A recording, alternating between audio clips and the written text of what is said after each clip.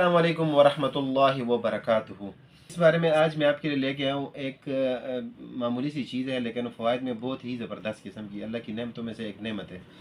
तो खजूर वगैरह तो हम अक्सर खाते रहते हैं, लेकिन छुहारों से हम अक्सर दूर रहते हैं।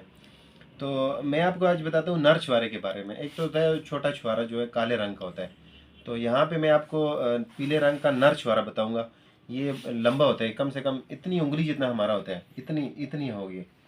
तो ये छुहारे जो थे ये बहुत ही बेहतरीन चीज़ है और ज़बरदस्त किस्म का काम करेंगे।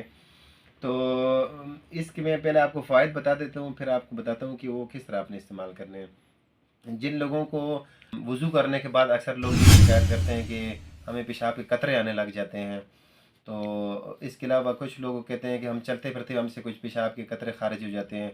कुछ लोग ये कहते हैं कि हमें सर्दी बहुत लग रही है, जिस्म में ठंड की शिकायत हो जाती है। अच्छा, लोगों को सर्दी वगैरह भी लगती है, बहुत ज़्यादा सर्दी भी लगती है। कुछ लोगों को सर्दी चले मौसम के हिसाब से सबको लगनी चाहिए, लेकिन कुछ लोगों को बहुत ज़्यादा सर्दी लग रही होती है। तो ड्राई फ्रूट्स तो बहुत सारे हैं, लेकिन नर छुहारे के मुकाबले में मैं कहता हूँ कोई भी नहीं होगा। तो आप कम से कम इसका तरीका ये होगा कि 3 नर छुहारे लें। मैं आपको बताता हूँ, ये मैंने बहुत सारे छुहारे रखे हैं आपके लिए। तो ये आपने लेने हैं, इसमें से 3, कोई से भी 3 दाने इतने उठा लिए जाएँ, और कम से 4 भी ले सकते हैं, ज़रूरी नहीं कि आप 3, लेकिन अभी तक तो जो अंदाज़ा है वो यही है, 3 से 5 दाने आप ले सकते हैं। 1.5 पाव आप दूध ले लें, 1.5 पाव उसमें दूध ले लें, और 3 दाने इसके डाल लें।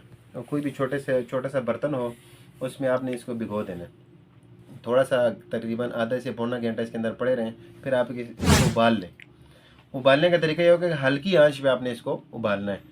तो इंशाल्लाह ये आप देखेंगे कि धीरे धीरे वो कम होता रहेगा, नहीं दूध उबलते उबलते आधा रह जाएगा। जब आधा रह जाए तो आपने इसको उतार लेना है। उतारने के बाद इसी कप में डालें, और जब नीम गर्म हो जाए तो थोड़ा थोड़ा उसको पीना शुरू कर दें। एकदम से गिलास नहीं पीता। अक्सर लोग मैं ये भी देखता हूँ कि एकदम से दूध सामने आता है तो एक बार ही पूरा गिलास जो है अंदर कटक लेते हैं। तो इस तरह ना किया करें, थोड़ा थोड़ा करके दूध क्यों पिएं, ताकि वो आसानी से दूध जो है जिस्म में जज़ब भी हो जाए, और खून के साथ जज़ब होकर आपको ताकत मुहैया कर दे।